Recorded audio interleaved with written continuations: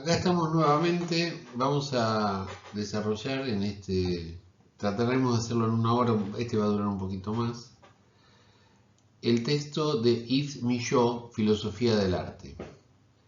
Es importante ver algunos conceptos para nuestro seminario, por eso puse este texto de un autor relativamente desconocido, pero que tiene el mérito, ya lo van a ver en los trabajos prácticos, que pueden elegir para completar la carga del seminario.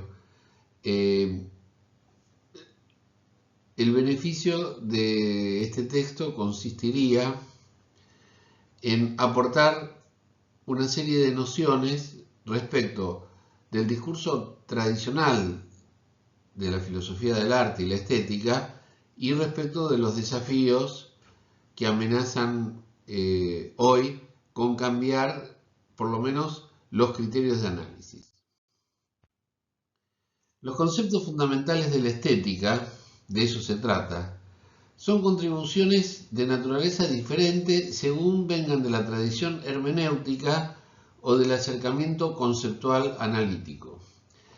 En la historia de la filosofía del siglo XX han quedado marcadas claramente estas dos trayectorias de los filósofos, podríamos decir, inspirados más en el positivismo y en el cuidado de no incurrir en apreciaciones metafísicas indemostrables o demasiado subjetivas, y por otro lado la tradición hermenéutica que toma de la filosofía la preocupación no tanto por el hecho positivo, no son positivistas, sino por el hecho antropológico, con toda la ambigüedad, la polisemia y la indefinición que esto trae aparejado. Las contribuciones de inspiración hermenéutica apuntan a la interpretación de la situación estética en sus dos dimensiones, que son la experiencia de la creación y la experiencia que nosotros vamos a llamar de recepción o experiencia estética. La pregunta es esta, que se hacen los hermeneutas. ¿Qué pasa con la significación de las obras de arte cuando las consideramos como un elemento clave de la existencia humana y de su relación con la historia? La estética hermenéutica se concentra en la aprehensión de las intenciones de los artistas y el trabajo de interpretación de los espectadores. Todo esto, digamos, tomando distancia de las nociones tradicionales de la filosofía del arte, como son la expresión o la forma. Para la estética hermenéutica, un elemento clave de la manifestación del ser humano y de su humanidad se encuentra en la obra de arte. Hay una serie de autores, Ingarden, Dewey, Collingwood, Heidegger, Adorno, bueno, ahí están todos nombrados, son los nombres que hacen punta, que hacen tendencia con este acercamiento a la obra de arte. Los aportes del pensamiento analítico, que como dijimos al comienzo son positivistas, son de naturaleza evidentemente diferente. La filosofía analítica trata de elucidar el funcionamiento de los conceptos desde el doble punto de vista, el lógico y el de su utilización, el de su praxis. Se ocupa entonces de investigaciones más circunscriptas. No va a preguntar qué es una obra de arte, sino en todo caso por qué a determinada obra se la ha considerado artística, por qué a determinada práctica se la considera artística, etc. Y acá vamos al trabajo práctico, ¿no es cierto? El trabajo práctico opcional, pueden tomar otros trabajos prácticos. Las cuestiones mayores encaradas por los positivistas o por el pensamiento analítico son las siguientes: la representación, la expresión, la forma, la propia definición de las obras de arte y la evaluación o el juicio estético. Los objetivos del estudio de la representación. Ahora vamos a ver rápidamente en qué consistió cada uno de estos aportes de los positivistas para los distintos temas, bueno, que son la representación, la definición de la obra de arte, la evaluación, etc. De lo que se trata cuando estudiamos la representación es explicar cómo las imágenes representan algo y cómo nos reenvían a su referencia o a su denotado, a su denotación. Pensemos, por ejemplo, en el carácter figurativo de ciertas imágenes. Esta es la preocupación estética, llamémosla así, de los filósofos inspirados en esta corriente positivista. De lo que se trata fundamentalmente de evaluar la dimensión de las definiciones tradicionales del arte, especialmente aquellas que toman al arte como mímesis, es decir, como imitación. Entonces, recuerden que desde Platón hasta las teorías de las bellas artes del siglo XVIII, el arte fue definido fundamentalmente como una inspiración que venía de la naturaleza a ser imitada. Identificar los dominios de pertinencia de la noción de representación es otro de los objetivos. Y también los límites de la representación, los ámbitos en los que, por ejemplo, hablar de imagen no tiene ningún sentido. Fíjense que el arte no se limita a las artes visuales figurativas. Pensemos en las artes decorativas, en la música, en la arquitectura, etc. En las que son prácticas artísticas que sin embargo no responden al esquema de la representación. No toda obra de arte es representativa ni pretende ser mímesis o imitativa. Vamos ahora un poco más detenidamente al tema de la expresión, que es otro de los grandes temas desde los que se intentó abordar la práctica artística. Las teorías de la expresión se dirigen a uno o a otro de los siguientes aspectos. Por ejemplo, las teorías filosóficas, ahí encontramos nuevamente a Collingwood, a Schopenhauer, a Tolstoy, a Dewey, se concentran en la expresividad humana, en la relación entre la interioridad y sus manifestaciones exteriores, a través de gestos, palabras, movimientos, signos, etc. Y se estima, tal vez con razón, que hay una forma de comunicación emotiva a partir, de los movimientos del cuerpo, que expresan el estado interior del sujeto, o en todo caso del artista. Los acercamientos analíticos, entre los cuales vamos a encontrar de nuevo a Goodman y a Wollheim, normalmente hay un cuestionamiento a la forma en que los símbolos pueden ser aprendidos como expresivos y dan así una tonalidad emocional a la experiencia estética. Es decir, ¿por qué algunos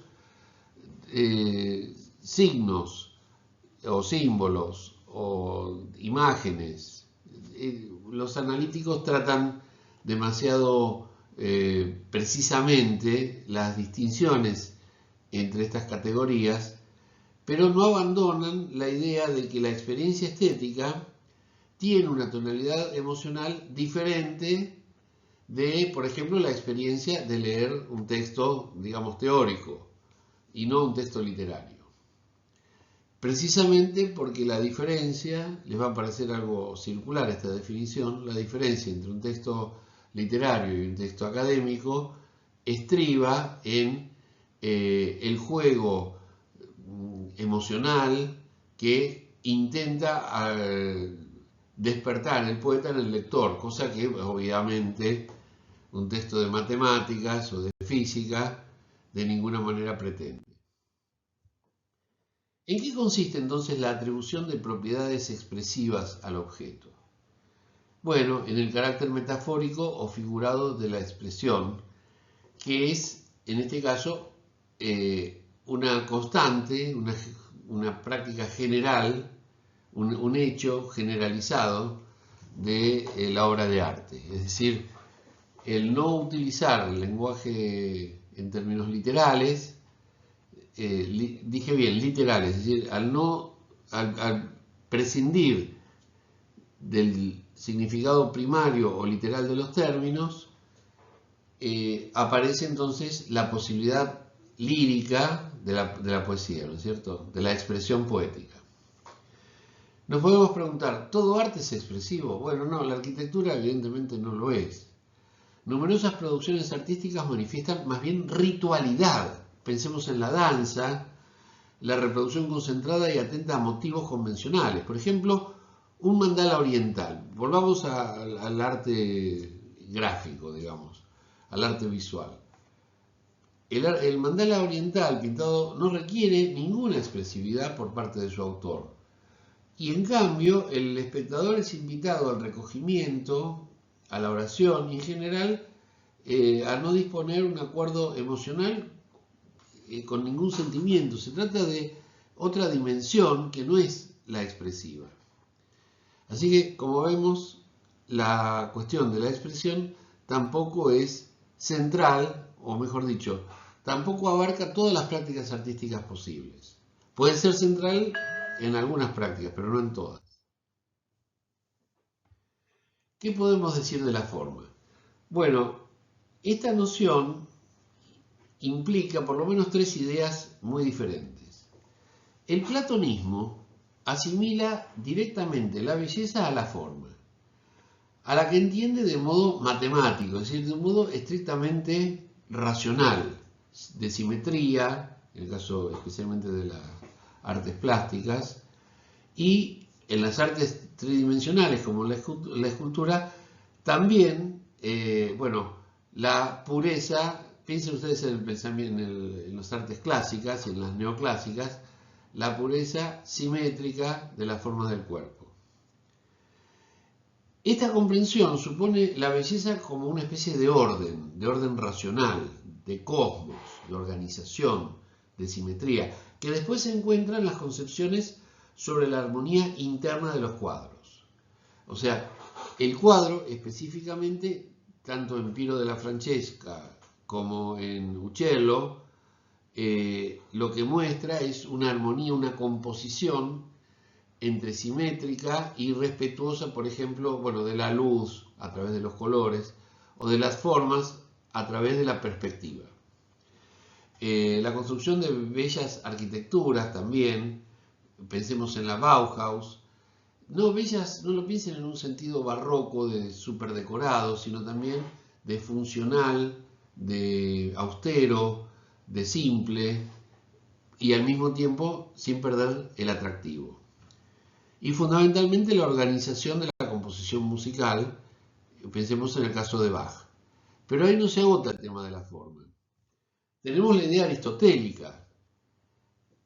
Aristóteles fundamentalmente piensa en la tragedia o en el poema épico como un todo en el que se da una unidad prácticamente viviente de la forma. La obra de arte en este caso es una unidad análoga a la de lo existente, lo viviente, y la ausencia de esta unidad es un defecto insalvable. En términos de Aristóteles, no es que dejaría de ser una obra de arte, sino que fallaría, con esta imperfección, fallaría a lo virtuoso que se supone es el trabajo del artista. Virtuoso, ¿por qué? Porque mantiene el orden, porque se supone que la forma es la responsable de organizar una estructura de elementos aislados como una totalidad orgánica. Y finalmente tenemos una tercera idea sobre la forma.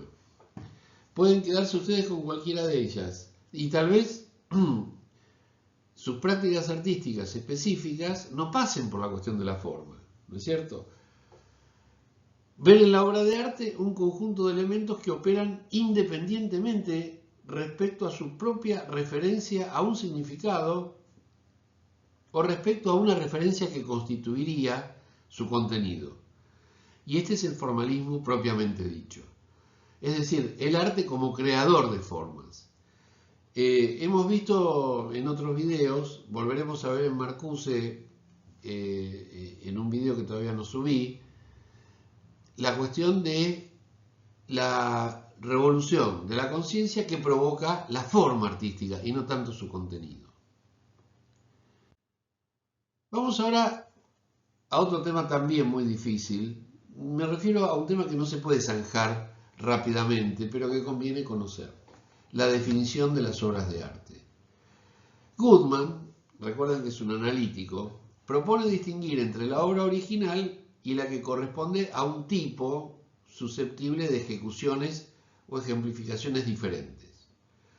Por ejemplo, una página musical, que es original en un sentido, pero que tiene el destino de su reproducción a lo largo de varias décadas.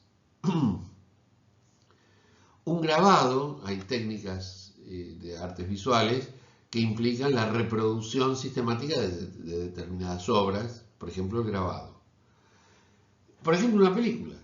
La película se crea con el destino de su reproducción, podríamos decir, virtualmente interminable. Danton, otro filósofo que Yves Michaud, el autor sobre el cual mejor dicho, el autor de este texto, identificaron las condiciones sociológicas indispensables para que una obra sea admitida como tal, y acá viene una idea muy interesante, en un mundo del arte.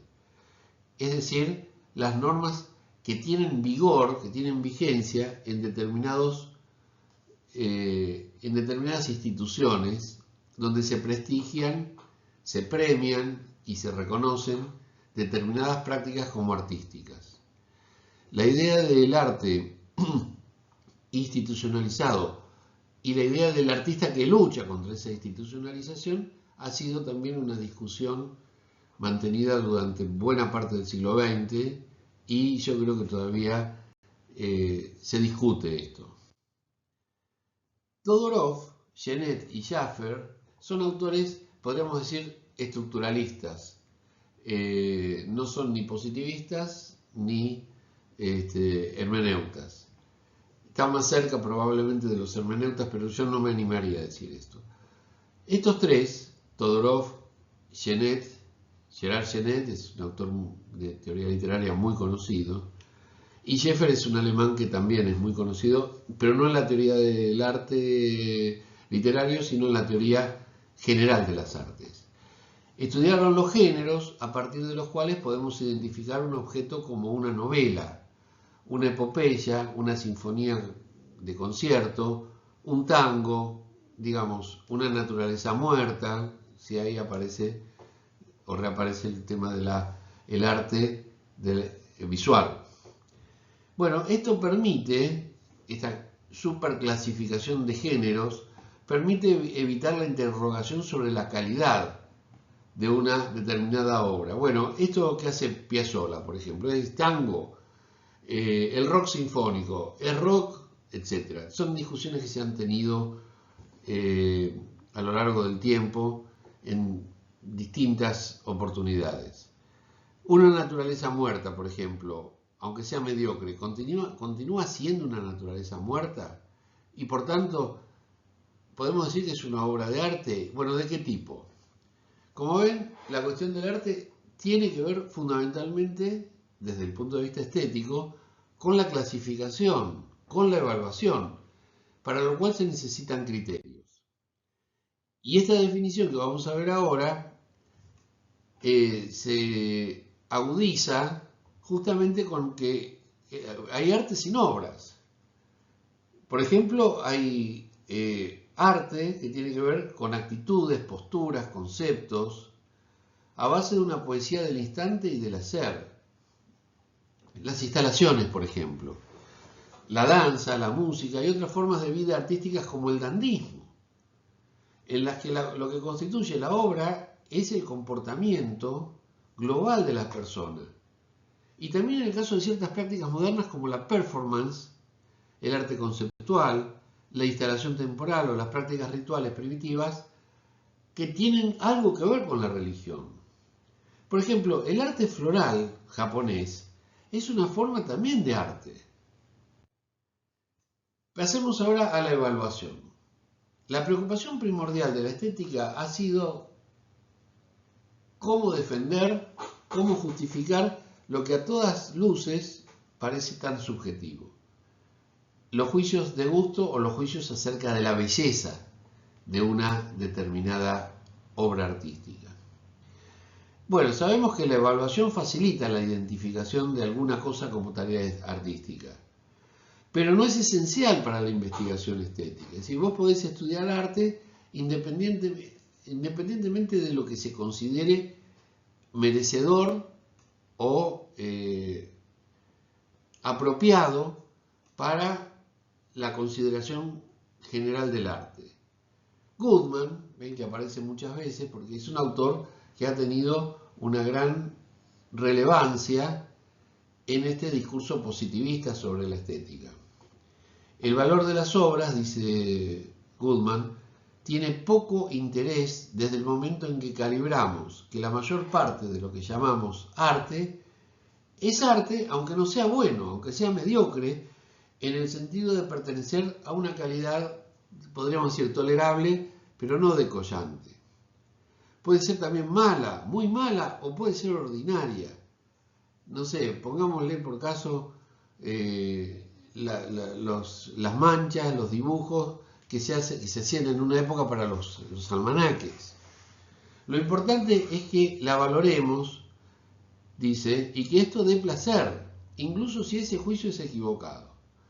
¿Encuentra alguna forma de placer el espectador frente a esta obra? No se trata de un placer así nomás, sino justamente de lo que vamos a ver tan difícil de definir como el placer estético, ¿no es cierto? El placer, lo que se llama la experiencia estética. La evaluación, entonces, es considerada una parte menor de los fenómenos a tener en cuenta. El arte es algo valorado, pero la justificación del valor no tiene tanta importancia. El valor de las obras no merece atención, ya sea si se da por supuesto que toda obra tiene su valor, o si no se le otorga demasiada importancia al valor que se puede asociar en una determinada época, a lo largo del tiempo, en determinadas instituciones, respecto de obras específicas, por ejemplo en un concurso. Entonces, la evaluación es insuficiente si la consideramos por la manera en que se efectúa, cómo se aportan, es decir, cómo se aportan los juicios estéticos y cómo son expresados. Con algunas excepciones, esta es una cuestión normalmente mal atendida, ¿sí? La cuestión de la evaluación. Nuestras evaluaciones igual son algo muy complejo y muy diferenciado según los ámbitos que se estén considerando, según los objetos, según las formas artísticas, bueno, según las audiencias. La investigación estética no mantuvo demasiada atención hasta hace poco tiempo a estos juegos complejos de la evaluación. Se consideraba que personas que pasaban horas y horas frente a obras de arte, no paseando, sino investigando en los museos, entrevistando a los artistas, etc., terminan revelando que la máxima, para gustos están los colores, o sea, sobre gusto no hay nada escrito, sería la expresión en el Río de la Plata, tiene poca justificación, evidentemente. Hay normas precisas del juicio estético, pero que requieren muchos matices. Es decir, no es que el juicio estético sea inapropiado. Deja de ser apropiado por la enorme complejidad que entraña defender un juicio estético del primer ataque que se nos puede ocurrir, que es la subjetividad.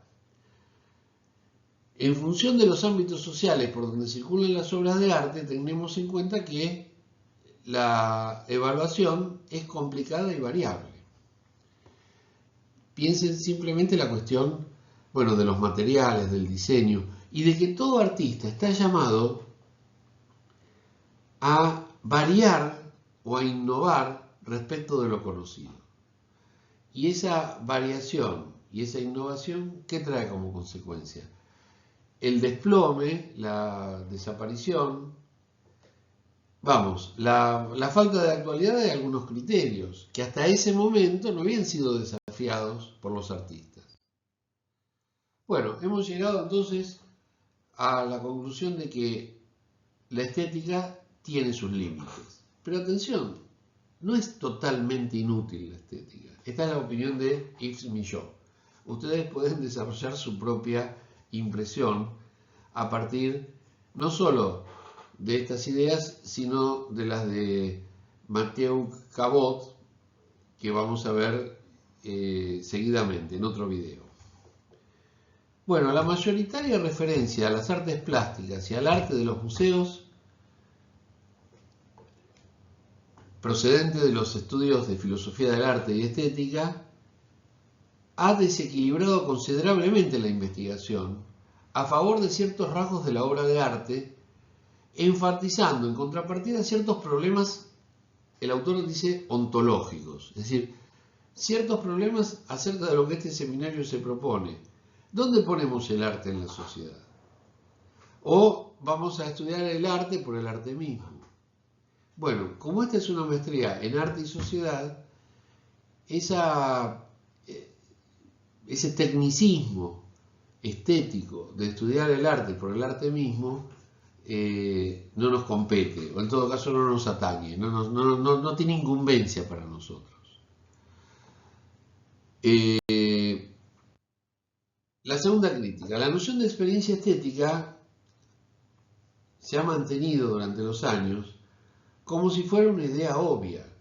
Es decir, tenemos un tipo de experiencia que es la experiencia cognoscitiva. Por ejemplo, conocemos una persona y nos llevamos una impresión, por ejemplo, de esa persona por su forma de vestir, por su forma de hablar, por los datos que al presentarse dio de sí misma, etcétera, etcétera. Bueno, pero se supone que frente a una obra de arte tenemos una experiencia asimilable, pero no igual. Tenemos una experiencia distante. Una cosa es conocer una persona y otra cosa es conocer una obra de arte. Es la base de la reflexión sin haber sido problematizada más que bajo la forma de consideraciones superficiales sobre otro concepto, digamos, pantanoso, la actitud estética o el placer estético. Hay autores del siglo XIX, esto ya ha sido superado, que proponían que el arte, como una especie de magia metafísica, fíjense, esto es parte de una ontología, el arte tiene un magnetismo que te quita de la vida cotidiana, te produce una suerte de despreocupación, que activa una actitud distinta de la actitud que tenés, por ejemplo, cuando conoces a alguien. Bueno, pensemos que Kant, bueno, finales del siglo XVIII, pero Grinberg o Danton, que son del siglo XX, se trata, en el caso del placer proporcionado o obtenido con la experiencia estética, se trata de un placer sui generis, diríamos, de un placer único en su género, que es el placer estético y que se diferencia del placer intelectual, del sensual o del placer o satisfacción moral. Es decir, el concepto de experiencia estética se define circularmente, bueno, es una forma particular de placer, que no se parece a ninguna otra. ¿Y por qué no se parece a ninguna otra? Bueno, porque la obra de arte exige eso, o lo desencadena en el espectador. Pasemos ahora a la tercera crítica que ha merecido la estética. Los filósofos que atienden a las cualidades estéticas enumeran predicados bastante pobres. Por ejemplo, bello, excelente, aterrador, repulsivo, sublime, cómico, lírico, es decir, etiquetas que luego son difíciles de reagrupar en categorías convincentes y que tampoco significan demasiado fuera de los contextos de uso. Vamos, que el estudio que arrojan esos criterios de análisis de las obras de arte termina produciendo un vacío conceptual del cual es muy difícil, o frente al cual es muy difícil obtener convencimientos sobre algo en particular. Recordemos esto que veíamos de Hauser. Una cosa es la historia social del arte y otra cosa es la historia del arte. La historia del arte, en todo caso, se refiere a o utiliza criterios intrínsecos de la obra de arte. Y la historia social del arte puede analizar los mismos objetos, los mismos artefactos, pero tiene en cuenta el contexto en el que funciona. Bueno, ¿y qué hace la estética? no tiene en cuenta ninguna de las dos cosas. Se limita, en todo caso, al concepto de experiencia estética, pero una vez que ya viene definida esa práctica, ese objeto, yo muestro una botella como si fuera una obra de arte, porque me estoy acordando de Duchamp. Duchamp desafía a esos académicos presentando lo que se llaman los ready-made, o sea, objetos que fuera de su contexto habitual, pongámosle un mingitorio, pongámosle por caso la horquilla de una bicicleta, sacados de su contexto habitual y llevados al museo, plantean el interrogante de si esto es o no una obra de arte. Y algunos contestarán, es una obra de arte porque está en el museo. Y otros dirán, no es una obra de arte porque lo traen del museo justamente para delimitar o exagerar una crítica a los vaivenes que el estudio complejo y racional del arte sufre. Llegamos así a la cuarta crítica. La estética tiene los mismos límites que sus objetos de referencia. Y esto es cierto, porque la pregunta sobre la definición de la obra de arte nos había dejado, digamos, prácticamente empantanados. Y ahora sabemos que la crítica y el arte están a disgusto en referencia, por ejemplo, a las artes no visuales de la performance y de la interpretación. Y también en referencia a las artes designadas como menores en algún momento. Por ejemplo, las artes populares. La murga. ¿Es arte o no es arte? ¿Por qué decir que no es arte? ¿Por qué considerar que en general se habla de otras prácticas artísticas como si fueran menores?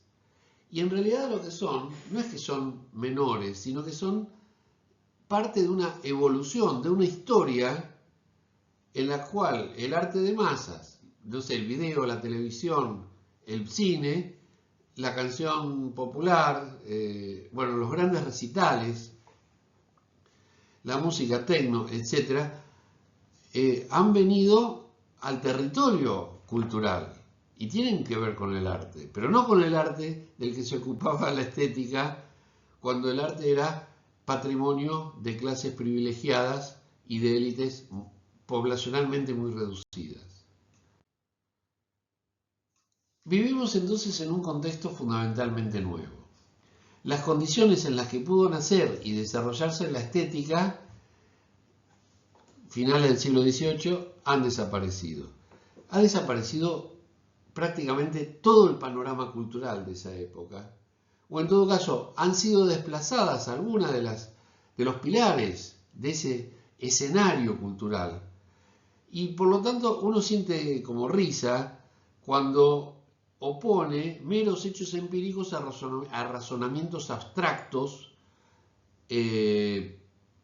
elaborados, bien formados, elevados y complicados. Es también gracioso constatar hasta qué punto los filósofos pueden estar ciegos respecto a los hechos que convertirían su reflexión en algo sin objeto o debilitaría su pertinencia. Podemos seguir hablando de la belleza como hablaba Kant, según uno de los videos que vimos, que ya vimos, es decir, ¿qué idea tiene de lo sublime el espectador, el consumidor actual de arte? ¿Y qué idea de lo sublime circula a través de las plataformas en las cuales el arte hoy es posible, o mejor dicho, es accesible el arte? Vamos, no podemos razonar del mismo modo cuando el conjunto de esos dispositivos que hicieron posible la estética a finales del siglo XVIII ha cambiado hasta el punto de haberse introducido legítimamente regímenes artísticos innovadores, desde el punto de vista material, desde el punto de vista intelectual, desde el punto de vista ideológico. El autor habla de la walmartización, es decir, del hecho de que los museos se han convertido en una suerte de hipermercado, de shopping, de shopping center, de mall. ¿Por qué? Porque estas son condiciones nuevas que están golpeando la puerta de la estética para que se renueven sus principales preocupaciones. Por supuesto, podés seguir ocupándote de lo que quieras, pero la estética tiene que dar respuestas sobre la práctica artística contemporánea, especialmente la innovadora, la disruptiva, la que desafía los cánones tradicionales de la estética. Como verán, todo esto complica la disciplina estética desde el punto de vista de su legitimación, por un lado académica, es decir, dentro del ámbito de una maestría, y por otro lado, dentro del ámbito cultural. En un mundo que se supone carece o cuestiona la autoridad en cualquier materia, no hace falta recordar lo que son las redes sociales, ¿verdad? Donde cada cual dice lo que quiere, sin fundamento, insulta o se le ocurre poner lo que va a hacer ese día, lo que comió ese día, etc. Es decir, piensen nada más que en los videos de TikTok, en su variedad, en su superfluidad, su condición de superfluos, etc. El Museo de las Obras Maestras ha desaparecido. Hay museos todavía, pero esos museos son reliquias, lo podemos decir sin ofender a nadie, son como fósiles que están exhibidos ellos mismos, no las exhibiciones que contienen, sino ellos mismos son el fósil de un imaginario cultural que respondía a los cánones artísticos de su momento y del cual se ocupó la estética del siglo XIX y en cierta medida la del XX también, pero que ahora vivimos en otra época. Las catedrales de la creación que eran los museos se han multiplicado hasta tal punto que ya no pueden pretender alojar los tesoros únicos del arte, porque hay nuevas formas artísticas y a eso todavía no le hemos sumado la cuestión de la mercantilización de la obra de arte. El museo se mantiene como un lugar de culto, pero en el sentido de que las catedrales también lo son. El recuerdo de lo antiguo trae a muchedumbres de turistas y también a personas que no son creyentes. Si vas a París y está habilitada el ingreso a Notre Dame, una catedral, no sé de qué año es, del año 1000, mirá si te la vas a perder. Aunque no creas ni en Dios, ni en la Virgen, ni en Notre Dame, ni en Madonna, ni en ninguna de esas. Bueno, porque uno siente la necesidad de ir. Ahí es donde la institucionalización, el discurso de legitimación de la arquitectura, de lo antiguo, etc., despierta un interés particular. Y tal vez la experiencia estética sea ese punto vicario, es decir, ese punto subalterno respecto de lo que es en sí misma la obra de arte. El museo entonces se ha racionalizado y se ha industrializado. El templo se ha convertido en una especie de fábrica donde se procesan los flujos de visitantes que viven allí, pongámoslo entre comillas, el autor no lo hace, experiencias estéticas que ya no son individuales ni sublimes, sino calibradas y formateadas. Concretamente, porque hay una mediación cultural, hay una crítica, hay una campaña publicitaria, hay un discurso que informa, que comunica y que convoca a públicos normalmente segmentados. Los congrega por ese enorme respeto, por esa enorme curiosidad que despiertan las instituciones que, habiéndose racionalizado e industrializado, tienen algo así como un atractivo especial. El museo es una fábrica de acontecimientos, pero fundamentalmente una tienda de recuerdos, como una casa de antigüedades. Va a convertirse en una especie de centro comercial cultural donde se prodiguen elementos y, obras artísticas, pero fundamentalmente el ocio, entendido en la palabra inglesa leisure, o sea, aprovechar el tiempo libre, para darnos un baño de experiencia cultural, de experiencia, podríamos decir, de alto nivel. La producción artística industrializada ha generado al gran artista, pero no grande por sus méritos técnicos, aunque los tenga, sino porque produce para un mercado mundial de acontecimientos y públicos con la ayuda de asistentes y gestores. Como ya no es posible mantener la industria del disco como se mantenía a comienzos de los años 60 y que ha sido verdaderamente explosiva, ahora los artistas se organizan en torno a los artistas se organizan, toda esta gente, ¿no? Los empresarios, los mediadores,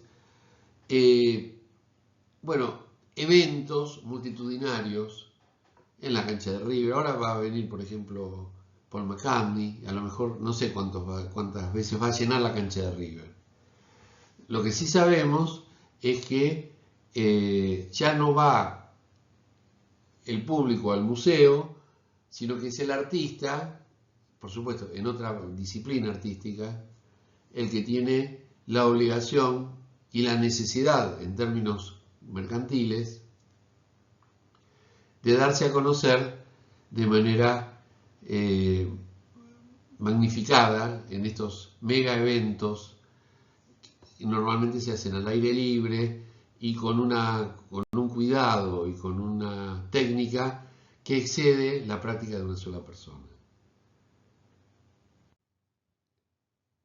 Bueno, otro tema que reclama la actualización de la estética es la globalización.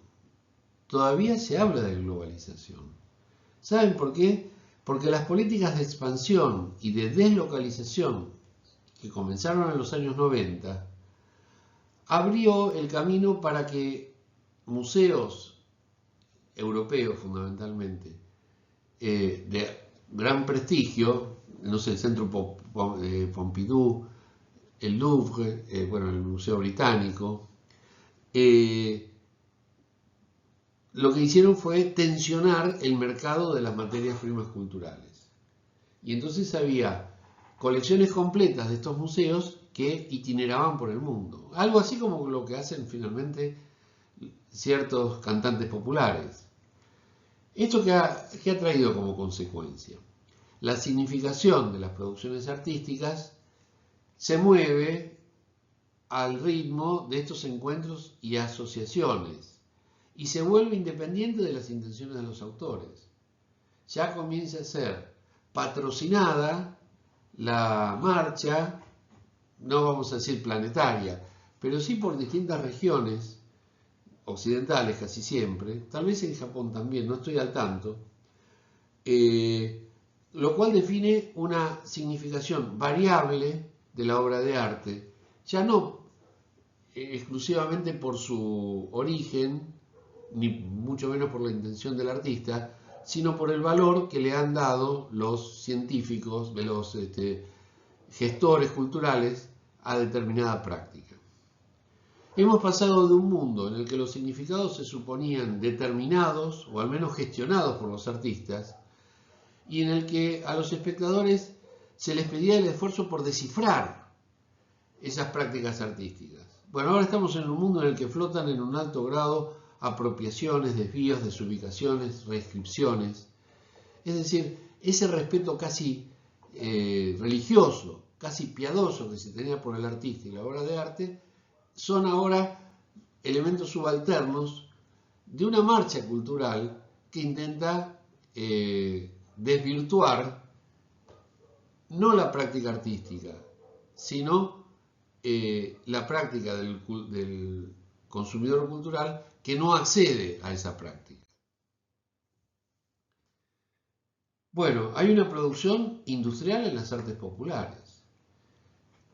No podemos hablar de estética si no pensamos en Hollywood. Nosotros tenemos un seminario de amplio espectro, un propósito muy general, porque nuestra maestría es de un propósito muy general. Llevar a cabo, por ejemplo, una tesis, ya sea de maestría o doctoral, específica sobre las artes populares, exigiría el ajuste de una estética que se olvide de Kant, que se olvide de Burke, que se olvide de Aristóteles, Platón y todos estos, porque en realidad, pensemos nosotros, cómo nos ha sorprendido, los que tenemos cierta edad, cómo nos ha sorprendido esto de los mega eventos musicales, esto de la itinerancia de ciertas obras artísticas, de ciertas colecciones que van de un país a otro, etcétera. ¿Cómo nos ha sorprendido esto? ¿Cómo ha cambiado frente a nuestros ojos la función del museo en pocos años? Piensen ustedes a futuro, ¿qué puede ocurrir que ya se está gestando pero que nosotros no podemos imaginarnos con respecto a la continuidad del arte? Digamos, ha naufragado el sistema tradicional de las bellas artes. También se han alterado las jerarquías entre las artes. ¿Quién tiene prioridad hoy, el cine o la arquitectura? Bueno, estos debates, la alta literatura o el bestseller, bien fabricado, la poesía elaborada, la canción popular. Pensemos en el impacto que tiene Netflix o que tienen las plataformas estilo Netflix, bueno, Star Plus y todas estas, ¿no? Amazon, en la difusión de un tipo particular, inexistente hasta hace unos años, de producción cinematográfica o de producción audiovisual. Y un fenómeno que vamos a ver especialmente en el texto de Cabot, en otro video, estetización general de la vida. La vida posmoderna, aparentemente, se ha estetizado. Por ejemplo, si preguntamos a alguien que no pertenezca a la minoría ultra minoritaria, ultra pequeña de los especialistas del arte, ¿qué quiere decir estética? Probablemente no nos hable de arte, sino de productos de belleza, de cosmética, de cocina, de maquillaje, de cirugía estética, que lleva también este nombre. De algún modo el elemento estético se ha separado del arte para invadir la vida. El dandismo, que era una concepción del siglo XIX acerca de cómo se podía vivir disfrutando de determinados privilegios, aprovechando la oportunidad de cualquier placer. Bueno, hoy se ha convertido, dice Millot, en una trivialidad democrática. Todos en cierta manera somos dandis. No sé si todos, se refiere probablemente a la clase media, especialmente a los sectores juveniles, que se preocupan, bueno, en algunos casos, por la picha, por la marca, por la definición en su propio cuerpo de tatuajes, de piercing, etc. La vida debe ser vivida, debe ser vista y debe ser juzgada estéticamente, y no en términos morales. Esta impronta de la estetización general de la vida obliga al pensador estético a mirar también para ahí, y no solo a los cambios que se han producido en el nivel de la cultura, en el nivel de la cultura artística, sino también estos que se han producido, se han registrado, bueno, en la vida cotidiana, en el trabajo, vamos, en la cultura general. Tenemos entonces inflexiones, es decir, dispositivos de producción y que alteran la naturaleza de la experiencia estética. Hay que tener en cuenta la masificación del arte y admitir en consecuencia correctivos importantes para esta ontología del arte que nos proponemos con este seminario. ¿Dónde está el arte en la vida cotidiana? No dónde está la vida cotidiana en el arte, sino dónde organizar una reflexión acerca del arte en razón de los sitios sociales que viene a ocupar. Especialmente teniendo en cuenta que los productos artísticos se dejan apreciar desde múltiples instancias. Son indisociables, por ejemplo, de las máquinas y de los dispositivos de producción. Son accesibles de manera inmediata a públicos indeterminados. Insisto, hasta hace, yo no sé, 10, 15 años, Amazon, Star Plus y la propia HBO, que ahora se llama Max, y bueno, y Netflix, no existían. Entonces, realizar una transposición ontológica, ponerlo en otro lugar al arte. Es decir, primero buscar ese lugar, para hacer de la unicidad un caso particular y un caso límite de las múltiples instancias que insisten, por principio, en la producción del arte y de sus condiciones contextuales en la vida contemporánea. No es que la estética no nos sirva, No sirve esa estética, así como no sirve la filosofía del conocimiento de Platón, pero sin embargo se sigue estudiando, entre otras cosas porque ha predominado en la enseñanza de la filosofía la enseñanza de una mirada sobre la historia de la filosofía. Ya no sobre la filosofía, sino una mirada sobre la historia de la filosofía. Por supuesto, vos te podés ocupar de estudiar a Kant o de estudiar a Platón, pero esto ya sería una super especialización. La estética general, que es la que vemos en este seminario, no puede ocuparse del planteo de los románticos en un mundo en el que el romanticismo ha quedado atrás.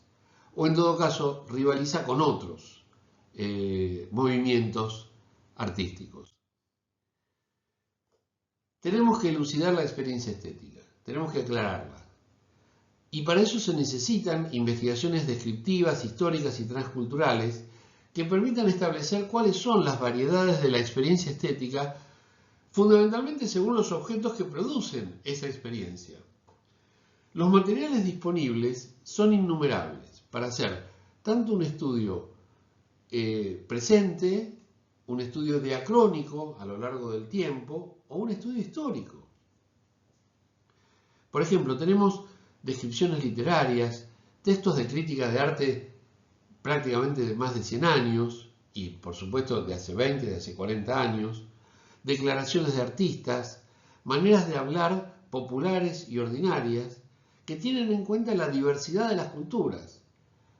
Bueno, el lenguaje de la crítica de arte africana, etc. Es decir, hay una variedad de fuentes posibles para estudiar la experiencia estética. Insisto, no para llegar a un concepto unificador, sino fundamentalmente para ver la enorme variedad que tenemos frente a estos casos. La experiencia estética es una noción a elucidar. En la idea de experiencia estética converge una familia de experiencias, a la vez parecidas y diferentes en ciertos aspectos. Por ejemplo, Plotino, un autor neoplatónico de comienzos o finales de la era precristiana, se refiere a la contemplación del uno retomada fielmente en numerosas definiciones de la experiencia de la belleza. Algo hay en el arte, algo hay en el entretenimiento, en el uso del ocio, en la búsqueda de despreocupación. Pero bueno, todos estos juegos, como por ejemplo el Sudoku, que intentan producir o conducir al gamer, al jugador, a otro mundo. Me refiero no a otro mundo material, sino a otro mundo de preocupaciones intelectuales. Exige un respeto de la diversidad, donde la noción de experiencia estética evite distinguir demasiado entre los efectos estéticos de las artes de élite y las artes de masa. Vamos a ver ahora un par de óleos de obras artísticas, una de Delacroix de 1830, La muerte de Santa Nápalos, que tiene un valor erótico y un valor formal. Mientras que la Madonna de Piero della Francesca, que es del siglo XV, tiene un efecto tranquilizador y una incitación al cálculo. Si estuviéramos en una situación presencial, sería mejor ver muchas más, pero si no, se nos iría el tiempo del video analizando una serie de imágenes de verdad sin poder discutir. Fíjense, bueno, aparezco yo ahí, la imagen mía, interrumpiendo la muerte de Sardanápalo. Fíjense el erotismo de las imágenes, los desnudos, bueno, en fin. Véanlo ustedes con detalle. Lo que dice el autor es que la experiencia estética no puede prescindir de la sensualidad de estas imágenes, de esos rojos, de esos cuerpos desnudos, de esas mujeres sometidas, y se supone que está hablando, bueno, de un general griego, ¿sí? Está hablando, ¿sí? Se está refiriendo a la muerte de un estratega militar. Fíjense esta, la Madonna del parto. Es uno de los frescos más conocidos del pintor renacentista italiano Piero della Francesca. Este cuadro solo mide 2 metros 60 de alto y 203 de ancho. No me dan los números para que esta imagen que conseguí coincida con estas proporciones. Fue pintado hacia segunda mitad del siglo XV. O sea, todavía no había sido iniciado el ciclo de expediciones por todo el mundo de la Marina Imperial Colonial de Carlos V, primero de los Reyes Católicos y después de Carlos V. Bueno, lo que supe es que los críticos observaban que este embarazo avanzado de la Virgen del Parto señalaba algo así como un momento específico de la gestación de Jesucristo. Y esto había generado toda una serie de disputas. Fíjense, en la obra de arte, aún para una élite, es utilizada como una especie de cálculo matemático, bueno, ginecológico, obstétrico, etc. Vamos a hablar ahora sí de un tema muy pretendido, muy recusado no, muy insistido por los analíticos, los qualia estéticos. ¿Qué serían los qualia estéticos? Serían, bueno, particularidades de carácter casi metafísico que sin embargo están presentes en la composición de la obra. O sea, no los ve el que no se ha entrenado, pero lo siente el espectador que se enfrenta con obras de arte que le generan, que le promueven algún tipo de experiencia estética. Entonces, ¿qué experiencias suscitan estos qualia y cómo lo hacen? Bueno, qualia vendría a ser un neologismo para hablar de cualidades estéticas vívidas, que pueden efectivamente relacionarse con objetos muy diversos, no solo obras de arte, también paisajes, también edificios, también momentos de la tarde, del atardecer, tormentas, etc. En tanto que es la totalidad de lo vivido lo que tiene un color estético. Comprobemos si se puede reinterpretar en términos de qualia la distinción entre belleza adherente y otra belleza. Lo vamos a ver ahora mismo, la belleza según Kant, ¿no es cierto? Está la belleza libre y la belleza adherente. La libre también se llama pulcritudo vaga, en latín se enseña a pronunciar la B corta como una especie de U, y la pulcritudo adherens, de ahí viene la belleza adherente. Pulcritudo, de ahí viene pulcritud en nuestro idioma, que quiere decir belleza en latín. Bueno, la belleza vaga o libre no presupone concepto alguno de lo que sea el objeto. Sus especies se llaman bellezas de tal o cual cosa existentes en sí. Y la pulcritud adherente sí presupone la perfección del objeto bajo ese concepto. Me he preguntado muchas veces, ¿y cómo sería la pulcritud libre? Aquella que te permite la ensoñación de formas, de colores, de combinaciones, pero sin un objeto específico. En cambio, la adherente presupone la perfección del objeto bajo ese concepto. Por ejemplo, sería la belleza de una tarde o la belleza de un cuadro. Atribuye a los objetos que se hallan bajo un concepto de un fin especial. Cuando decimos, esta sí que es una linda manera de comportarse, ahí nos estamos refiriendo a un concepto lo suficientemente satisfecho por un acontecimiento, por un hecho, como para que pensemos que merece una atención especial. La cabalidad, lo cabal de una acción o de una forma no artística sería la belleza adherente. Un bello paisaje sería belleza adherente. En cambio, esa sensación independiente del concepto, que sin embargo promueve que lo llamemos bello, es la belleza libre. Las flores, vamos a ver algunos ejemplos, son bellezas naturales libres. Casi nadie, excepto un botánico, sabe qué cosa en sí es una flor, y menos cuando se juzga por medio del gusto. Reconocemos la belleza de la flor porque no fundamos en ninguna clase de perfección nuestro juicio. No hay una finalidad interna a que se refiere la composición de lo diverso. Simplemente gozamos, con su forma, con su color, con su aroma, con su tamaño, etc. Muchos pájaros son bellezas que no pertenecen a ningún objeto determinado por concepto con vistas a su fin. Por ejemplo, gustan libremente y por sí mismos los pájaros, no porque satisfagan alguna de nuestras necesidades o porque nos permitan un conocimiento más sistemático o más racional del mundo de las aves.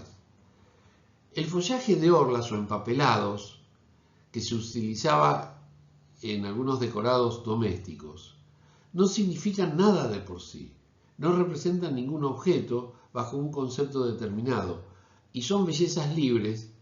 En la misma especie puede incluirse lo que en música se llaman fantasías, que no tienen un tema, que no tienen, por así decir, más que la intención de producir sensaciones.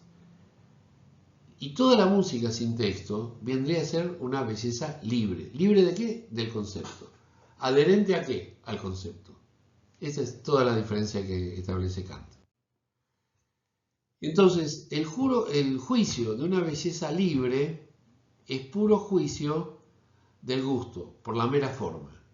Pero la belleza de un hombre, y dentro de la misma especie, puede ser de un varón, de una mujer, la de un caballo, de un edificio, presupone un concepto del fin a que está destinado, de lo que la cosa debe ser, y por ende un concepto de perfección, siendo por consiguiente belleza adherente.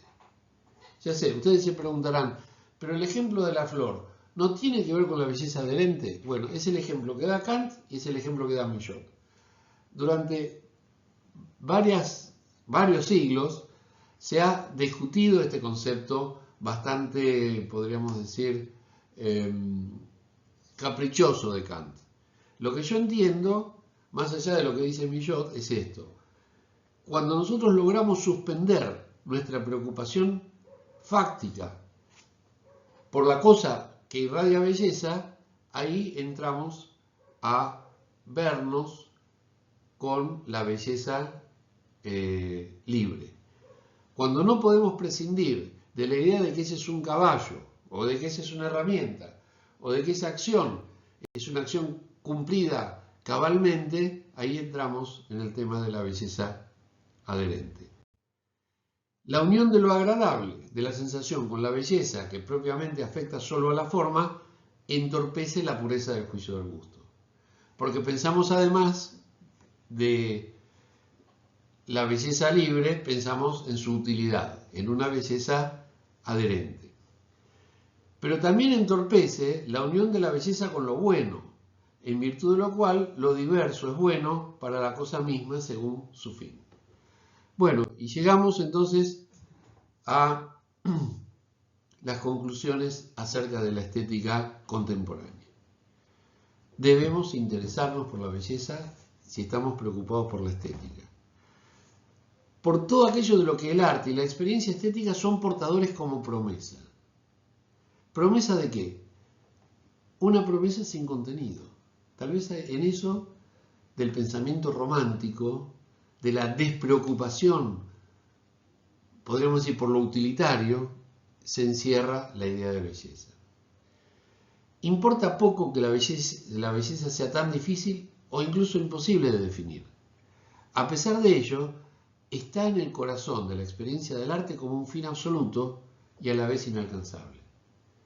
La belleza puede ser explicada de tantas maneras distintas que podemos utilizar la proporción, el ritmo, la medida, la función, el bien, la moralidad, lo espiritual, lo que al filósofo le parece engendrar una anfibología, es decir, una polisemia infernal, es de hecho el corazón mismo de la noción y de su funcionamiento. Por algo, desde lo más remoto de la historia de la filosofía, se separó el arte de la ciencia utilitaria y rigurosa, el arte creativo y estéril. No en un sentido global, sino estéril en un sentido práctico. La belleza tiene que ver con el arte, y también con la naturaleza, y también con las especies naturales. Tiene que ver con el cuerpo humano, con la virtud y con las buenas acciones. Esta noción establece el puente entre el dominio estrictamente estético y el dominio del ser en general. Finalmente, captar la experiencia estética en su compleja variedad, para redescubrir lo que en el arte no revela la estética, sino se revela, se manifiesta en el espectador. Tenemos que reconsiderar la cuestión de la belleza en lo propio y en lo figurado, ya sea desde el punto de vista metafísico, que no querían los analíticos, como desde el punto de vista de lo medular del arte, lo creativo, lo innovador, lo que promete, aunque no se entienda del todo exactamente qué es lo que está prometiendo. Como decíamos a propósito de Benjamin, el arte es la realización de una necesidad que todavía no se siente. Bueno, continuamos en otro video. Muchas gracias.